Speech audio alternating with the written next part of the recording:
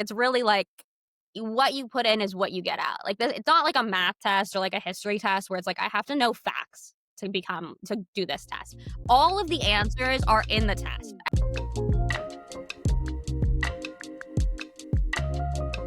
Hello, and welcome back to the 7 Sage LSAT podcast. My name is Alex. I am joined today by one of our great tutors and instructors, Priyana. Priyana, do you want to introduce yourself? Yeah, absolutely. I'm Priyana. It's nice to talk to you on this podcast. Yeah. I live in Brooklyn, New York. I've been teaching with Seven Sage for a few months now, but I've been studying with Seven Sage for longer, and I'm excited to talk to you guys about my LSAT journey. Yeah. By the time this comes out, Priyana and I will have already met in person Mhm. at the New York City LSAC forum. But if you didn't make it there, it's too late. It's already happened. But we had a great time, I'm sure, and we enjoyed meeting all of those of you who did come, I'm sure. Um, anyways, let's get into it. So, thanks so much for coming on, Priyana. We're gonna talk a little bit about your LSAT journey and what worked for you, and then probably like what you've seen work for students and any you know nuggets of wisdom you gleaned along the Yeah. way, either learning or teaching. So yeah, get us started. Like, where did you start? What was your diagnostic score? Yeah, just Yeah. take us back. Yeah, so I took my first diagnostic like December of 2024 and it was a 160. And I was really just aiming for that high score for basically I felt like however high I can get, like I just want to achieve as high as I can achieve. And so I took a course in person in New York and that sort of gave me the basics, the foundations. And then after that, I was just sort of like, well, what should I do next? I have a few months Mhm. till my test. I was taking it in June. And I was sort of just left with like, I have the skills, but my score is not where it's at. Like, what do I need to do to grow? Yeah. And that's when I went to the internet, as we do for most of our problems these days. Well, Um, just to set the scene, just so everyone's on the same page, basically, Priyana did a course through someone else, not one of our courses, and that's where we are in the story now. That's you finished that, and then you were sort of at a kind of at a didn't know what to do next, basically. yeah, basically that. It's like I was like, okay, I'm taking my tests, like I'm doing practice tests, like on the like Law Hub, LSAC, and like they're okay. They're not what I want them to be. Hmm. And so I actually signed up for a bunch of different platforms. I was like, let me do all of them and see what's the best because like Yeah. that's just how my brain Who operates. knows? Yeah, Yeah. Yeah. right? I wanted to compare them. And what I liked about Seven Sage and what I found like was the most like helpful sort of like direction for my study approach was using my analytics to see what I needed to focus on. So I would like do a prep test. I would see one, any changes in my analytics, two, like what are the things that I was not getting right? What was I not understanding?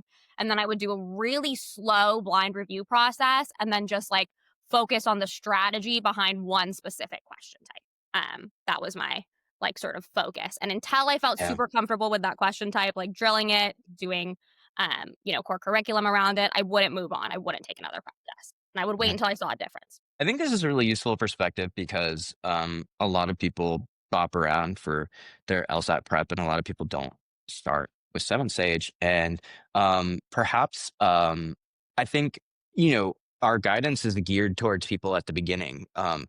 I think I don't know, but I think we could probably do a better job because that's where most people start with us. And honestly, like even if you're not at the beginning, like you're not going to hurt yourself by going the whole way through. But like it's also like if you've had a course and it's a good course, or it's a decent course, I guess what I'd say is if it's a sort of vetted program, it's Mhm. comprehensive. Maybe you don't want to do the entire core Yeah. curriculum, and I would Mhm. understand that. And so I think it's like a useful perspective to have of like, okay, so where you were starting from, you'd already done a bunch. How did you target? How did you utilize the tools here to get you through to the next level? And it sounds like for you, it was like utilizing the analytics to really actually highlight where your weaknesses are. Did you feel like you had an accurate diagnosis of your strengths and weaknesses before you used the analytics? How was that going for you? I mean, that was my problem is like I kind of just felt so lost. I was like, okay, well, what do Hmm. I do? I just like keep taking prep tests and then like, Hmm. I can go back and review the strategies that I know. One, these are the things I already know. This is not anything new. They gave me a book. I had like a physical book. They didn't have like an online resource. And so what I wrote down in the book, the notes I took are like the notes I had, right? Like that's how I know how to approach the questions. And obviously something was missing. I needed something else, something different. And so Mhm, that's where the analytics were helpful to sort of like guide me to like what is it that you need to look at? What is it that you need to focus on? I think otherwise it's just too hard to feel like I need to get 10 points better. What does that mean? Like where mhm, do you start? And I tell my students this too, who like are further down in their their like sort of prep journey. They like have a good understanding of most of the question types, but like we'll just target core curriculum and they don't have to do the whole thing. I'm like, just go mhm, through it, take notes, sharpen up. What are they saying that you're not doing? Like just what yeah, is different? And I think also like absorbing the material in as many different ways as possible is helpful, right? So sometimes you'll watch a mhm, video, sometimes you'll read the core curriculum. I was telling you before, Alex, like I like to look at like the discussion tab on like questions that I don't understand, see what people are saying in the comments, like whatever different way you can have it explained to you. Like now I teach live courses and every live like instructor has their own sort of way of explaining things, their own way of doing things. Like even if yeah, only one of them like makes sense to you or one of them is the best for you, having that different perspective, like it gives you a different way to approach the questions or it allows you to think about things differently. And I think that's what's yeah. important in this test is like that flexible. Totally. Yeah, I'm always wary of listen, there are a lot of different ways to conceive of this test and frankly to learn it and different strategies. I think one of the things we do well at Seven Sage is saying, hey, this is what we've seen work the best for the most people. But like I think we're a little bit less dogmatic than well, I don't know. I'm not sure, but my impression is that we're less dogmatic than some other places. And I think that that's like important because people do learn differently and it's important to know that like okay, like give everything, the old college try. Give Yeah, it give it a good shot. right. But then there's room to tinker. And even in like the way that Seven Sage methodology is presented, like in live class, like you're just gonna get a lot of different approaches. You're gonna hear a lot of different ways of maybe even just like articulating the same technique. Mhm. And you never know what's gonna stick. Exactly. Yeah, yeah. So it sounds like that was helpful for you. Yeah, and I think that having, like, as many different perspectives as possible was helpful. Um, yeah, and then just this idea of, like, sort of, like, fine-tuning. Like, I think that where I found my score grow, especially when I was in that, like, high 160s plateau, which I think a lot of people get stuck in that plateau, was, like, becoming very precise with my approach, right? Like, having some sort of defined approach that I knew would work for me, where I have for every single question type, like, I look at the question stem and I know what to do. I know step 1 to, like, 1 through 5, I know exactly what I'm gonna do. And even for, like, a Mhm, one-star question where, like, I don't need a process. A lot of you might not need a process. Like I tell my students, intuition will get you far, like, and some mhm. people's intuition gets them farther than others, but it's not going to get you those hard questions, those like 4 or 5 stars where you really need to understand what you are going to do when you see the question before you even see it. Yeah, I mean, it's really a question of what your goals are. I mean, listen, like you can, definitely improve with like a less I don't know, like a more pared down appro maybe you're Absolutely. leaving some stones unturned in your approach, right? But you're Mhm. not gonna get to your full potential, and for some people, like, that's okay. They've decided, I mean, that, like, they're on a compressed timeline, whatever. They just need X score to get to X school, and then they're gonna work Exactly. at their parents' firm, right? There are legitimate reasons why, like, getting above a certain score doesn't matter. I would say for 95% of people, your best score is very important because it's Mhm. going to get you in places and it's also going to get you money from Exactly. places. Yep. Um, and for that, like it taking that maximalist approach, like, yeah, sure. Yeah. Your intuition might take you far, but like, it's not, I have yet to meet the person where it's going to get you to let's say 180. There's I know. always something you're leaving on the table without doing all of the legwork? Exactly. Yeah, and I really think that this is a test where it's like the effort you put in and the time you put in is truly what you get out. Like it's absolutely not impossible. Like I actually think that anybody can get a 180 on this test, but it just depends how much time and how much effort you are willing to expend and how much time you have. Not everybody has the time. And like you said, everybody's goal is different. Everybody starts at a different place and everybody ends at a different place. And so it's like how like maximalist, like you said, you want to be. Yeah. I guess when you were studying, so let's see. So it was a little less than a year ago, basically, that you Mhm. when did you finish? I took Like, my when test did you in take your June. last Yeah, test? June. June. Yeah, Mhm. okay.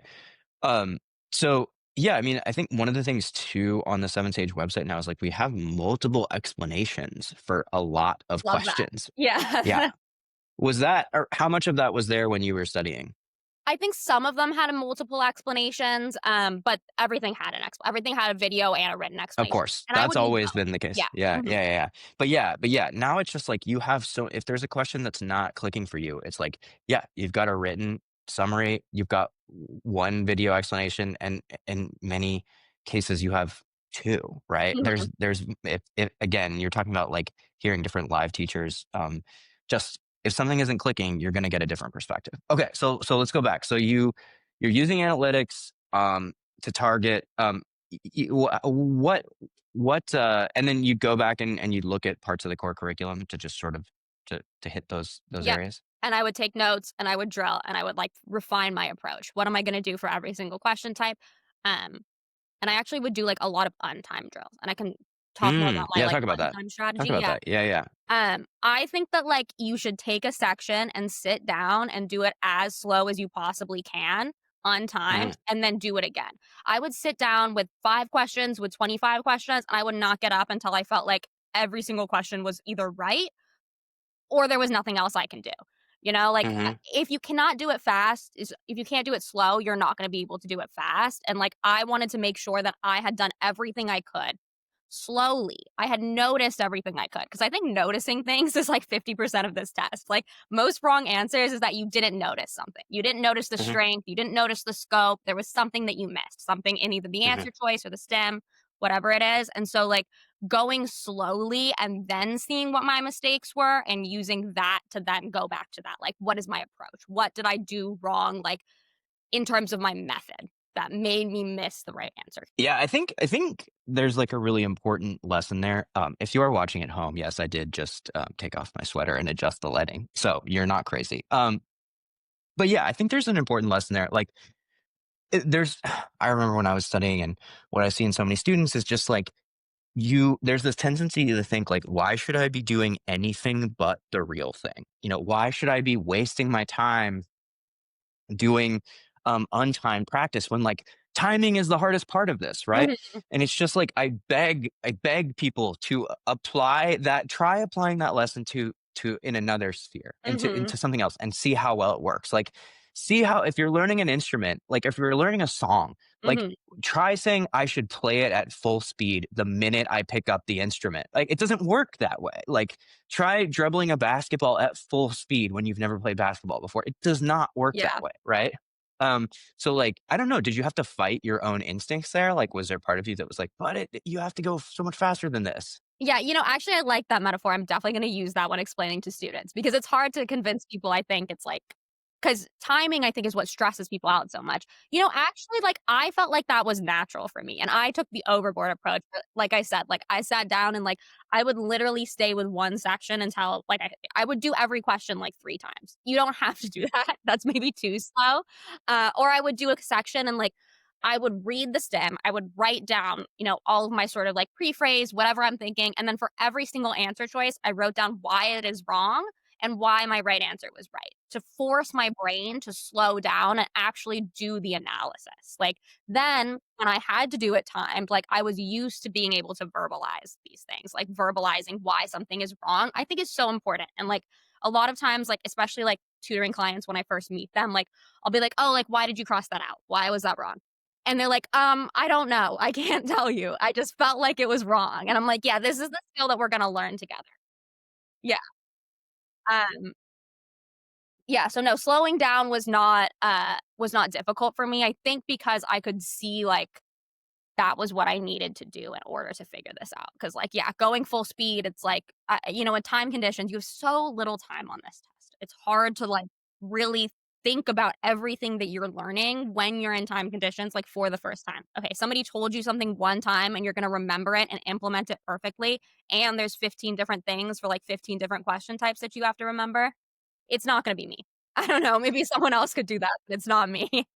Yeah, I mean, and it's just like, I don't know. Sometimes we see feedback on live classes, which listen, love all our students, but I do have to laugh when I see this, which this piece of feedback, which is like, in a live class, obviously we're going over the questions in depth, right? And sometimes you'll see feedback that's like, hey, we went over this question in like 10 minutes. Like, I don't have 10 minutes to do a question on the on the test. And it's like, okay, I understand where you're coming from. I don't know how useful a class would be if you're if you're talking about the question in say 90 seconds, right? But like I also understand the instinct and the impulse because unlike you, that was where I was coming from, which is like, hey, I have to go fast. So like there's no room for anything but like a dead sprint, right? And it's just like slow down. There is time to get faster. And yeah, I think the tools that Seven Sage provides you with, like, just, I mean, it sounds like you developed a very good system for yourself. Jumping between analytics to core curriculum to drilling. But there's a lot of functionality in those drills. Like, when did you start amping up the timing aspect of these things? Probably, I mean, I think it also would depend, like, I would probably do, like, I was doing 1 full PT timed a week, and so that was, like, my timing practice. I wasn't doing time drills. Maybe I would do just, like, an LR section or an RC section, like, if I felt like I didn't have time for a PT or was not, like, in the right headspace, which, like, if you're not in the right headspace to, like, do timed work, then I think that it's okay to skip it. I think that's where then also you can bring untimed back in, because it's stressful. It's stressful to do things timed, and that's, like, an extra mental load as well.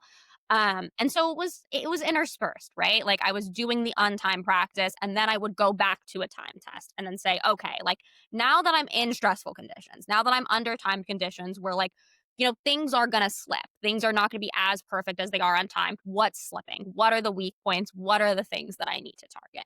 And by the time I was at the end of my study journey, it would be like a handful of questions, right? I would have like maybe 3 to 4 questions, maybe less, maybe a few more, and I would really hone in on those and figure out, okay, like in my weakest moments, in the moments where it's the end of the test and I have like 2 minutes left, what is the thing that is hard for me? What's hard for me then versus like what's hard for me now? Just like sitting down and taking a section untimed or something like that. And that's how I continued to refine, even when I had sort of less wrong answers to go off of. Yeah, that makes sense. So take us now fast forwarding. When did you just take it once? Yeah, just once. Okay. And what did you get? I got a 176. Not bad. Not bad at Yeah. all. Pretty good. That's what I said. Pretty excellent. Right, yeah. That's really good. And what were you PTing at that point?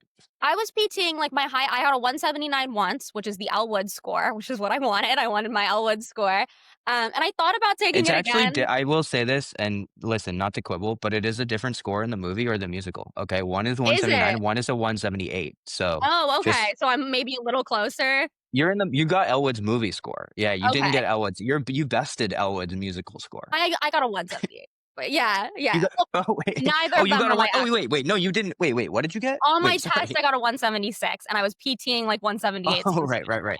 Right, okay, So she yes, I bested lost me sight both of this times because I was delving into the minutia of of Legally Legally Blonde. Blonde. It's also Yeah. important. Um, Yeah, yeah, yeah. that's a But go different ahead. I cut you off, yeah. No, that's okay. Yeah, I think I was saying that like I didn't end up taking it again because, well, one, I think you do lose a few points on test day, and I think that's fine. Like test day, yeah, I want my students. I was telling like to be PTing like 2 or 3 points higher than what you want because like it's just a different environment. I took my test in person, which I think was better for me than like taking it online in my house. But still, it's stressful. I don't know. It was just different. My mind was in like a different place. There's lots of adrenaline going on, but it's very little room for error at that point. And I felt like if I take it again and I do less than that, I will be very mad at myself for taking it again. Yeah, totally. We recorded a podcast with, another tutor, Natalie, who did somehow score higher than she was PTing, I believe, Awesome. which is like That I rocks. was like, "Okay, I'm not gonna, like" listen, this is ultimately, we want the truth on this podcast, we're Mhm. devoted to the truth, but I was like, "This is the no one expect this, like, Yeah, at home, don't like, say this yeah. is truly the only time I've ever heard Ever this." heard So, that? yeah, Yeah, yeah, no, that would it's be like you can awesome. always it would be great, but, like, the thing that you see that lead to is people being like, "Hey, I'll just take a flyer." Like, why not? Give it a shot. Maybe I'll end up, and it's like, no, it's not like, um, flipping a coin or something. Like, it is that is like I would say, I mean, I don't know. I think that is truly the only time I've ever heard that. So, you do the math on that. I've met thousands of The whole students. set students, It's yeah. a really it's a lottery ticket that you're Mhm. buying when if you're expecting to score higher than what you're PTing. Right, I don't know and if you've someone's gonna seen win the the same thing. lottery. Someone's gonna win it, Someone has to. but Someone yeah. has to, and that's why you play the game, I suppose. Mhm. Now I'm coming around. Everyone buy lottery tickets. Yeah, everyone Everyone buy take lottery just go you take the LSAT, like, tomorrow, and you'll be yeah, fine. yeah, yeah. Who cares? Don't do it. No, no, no, no. Again, depends on what your goals are. Right. But yeah. So as a live instructor now, like, I mean, you didn't take live classes when you were studying, but like, how does that inform the way that you teach live classes? Any of the things that we've talked about or anything else? Like, how does your own journey show up in the way that you teach things? Yeah, well, I really try to, like, be process oriented, like, I either put it on the screen and, like, I like to go over it if we have time on the faster paced classes, we don't have time, but, like, what is my approach to this question? What am I doing when I see this question? And, like, I think it's helpful, and when you had said this about the student who, like, comments on live classes and is like, "I don't have 10 minutes," like, I think It's not that one student. I don't it's even know yes, the I don't even know who the students are. It's all anonymous, right. and I We're get not where you're talking about coming you. from. But yeah.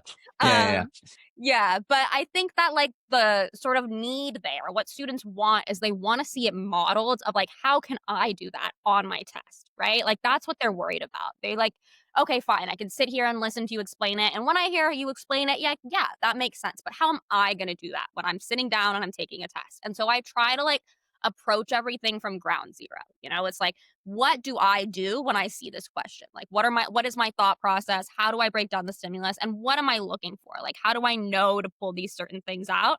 Yeah, and then I like to go over all the answers. I think your wrong answers, like identifying reasons for wrong answers is so, so important. Because sometimes process of elimination is what's going to get you there. And like being able to mark out 4 wrong answers is just as good as being able to choose the right answer. All of those get you to the right answer. So 100%. Yeah, it's just like yeah, you need to do that quickly and confidently. Like getting rid of answer choices is super important. And honestly, like, yeah, I think on the test, there is a difference between like I mean, I liked what you talk about just moving slowly. Like you have when you're preparing for this test, like take the time to fully articulate why something is wrong, right? And exactly. then on test day, like you don't need to. Like no, no, you're not having to Mhm. show your It's muscle work, memory. Yeah, right. But you really want to take the time to articulate for yourself. Well, I feel like this is a good time to plug.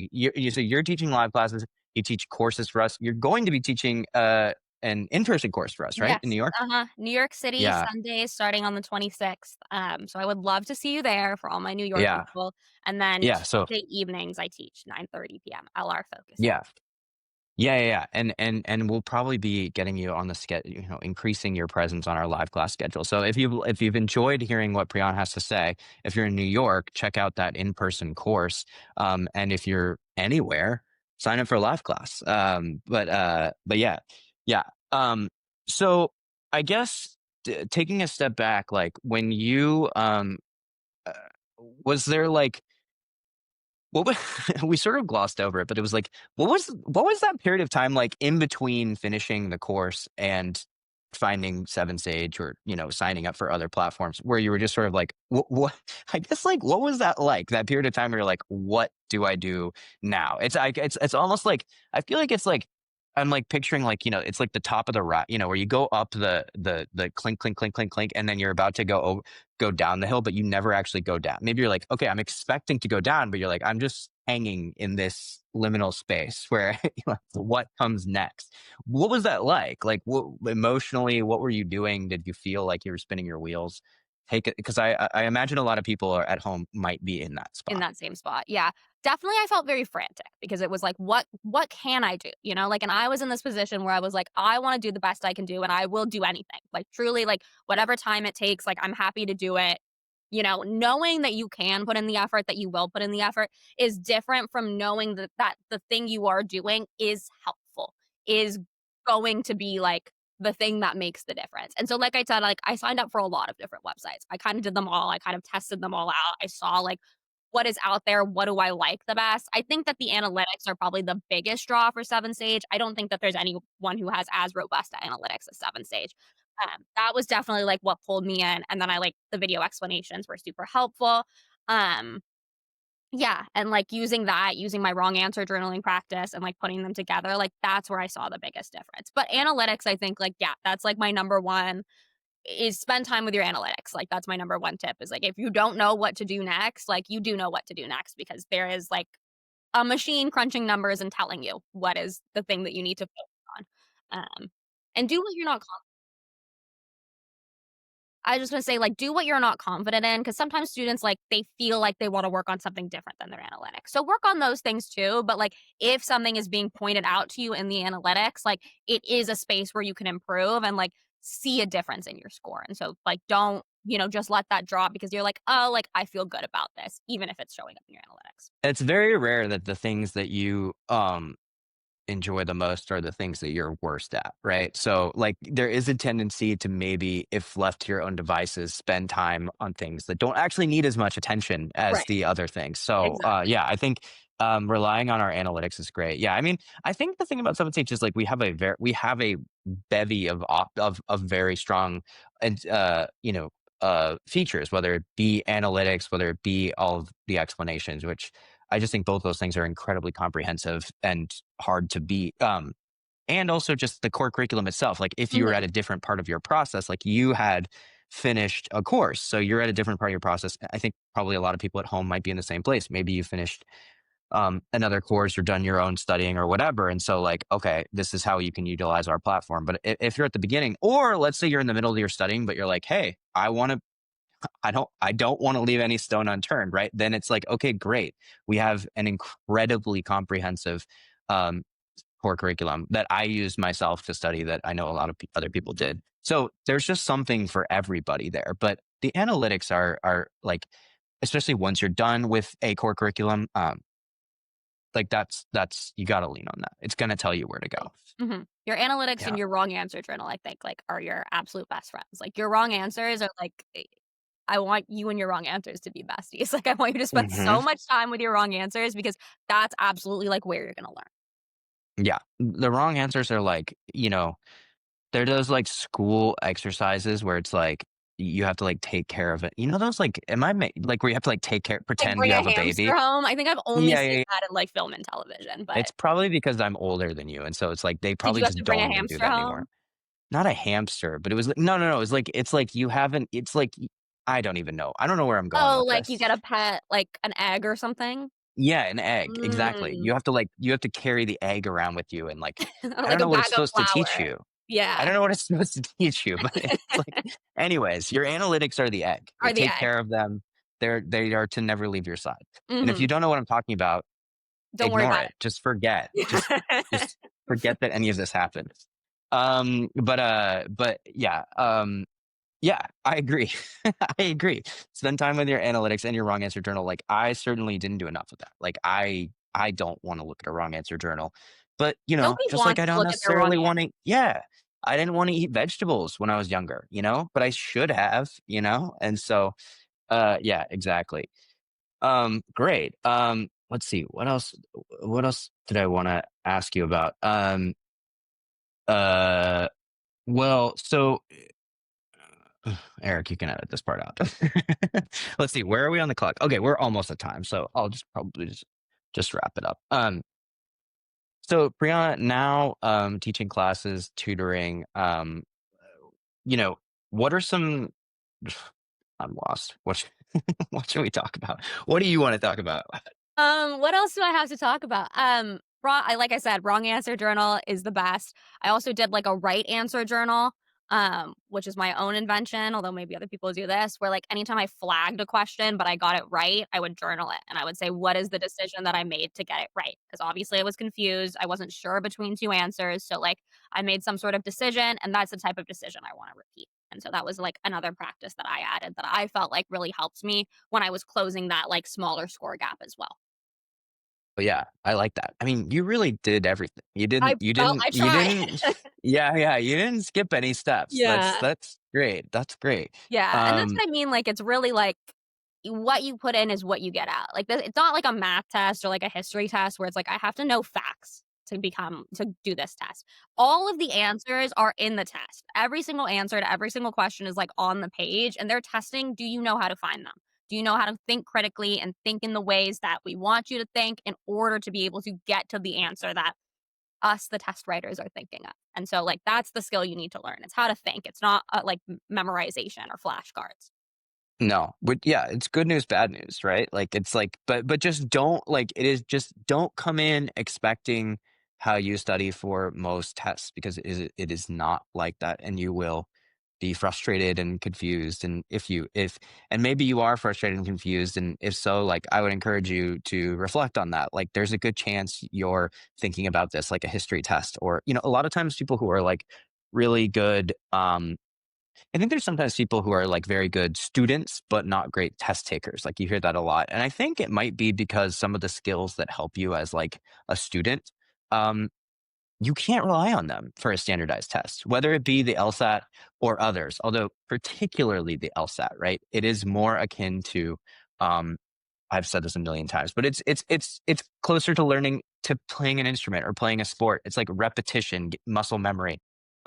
You don't know what the conditions are going to be on any given day, and you don't know what you're going to score exactly on any given day. Like the same might be true for an academic test, but like you can pretty much you could for a history test, you can maximize like you could study, you can memorize everything if you really wanted to. You can't do that for this test. Like there is just a certain amount that like out of your control, you know? Absolutely, yeah, and so, like, for me, it's like a puzzle. I think of it more as a puzzle than I do like a test, you know? It's like something where it's like they give you all of the pieces and you need to solve them, and so, like, I just wanted to feel like I had done everything I could, and then, like, yeah, what questions they give me, if they give me something that is particularly confusing to my brain or some passage that doesn't make sense to me, like, then I just have to rely on my skills, right? Like, I can't control that. I don't know what the facts are gonna be on this test, but I know, like, can I bring in, like you said, like, learning an instrument or playing a sport, like, can I condition my muscles to be able to do this activity and do it well? Yeah, absolutely. Totally agree. Well, thank you so much for coming on the podcast, Priyana. And again, if you're listening at home and you liked what Priyana had to say, sign up for a live class, look for her on the schedule or look for her courses, particularly if you're in New York and you want an in-person course, there's one starting on, I believe, the 26th. 26th, yep. Mhm. Great. Well, thank you so much. We'll have to bring you Detail it. back sometime. Yeah. All Good right. talking with We'll you. talk to you soon. Have a Take good care. one.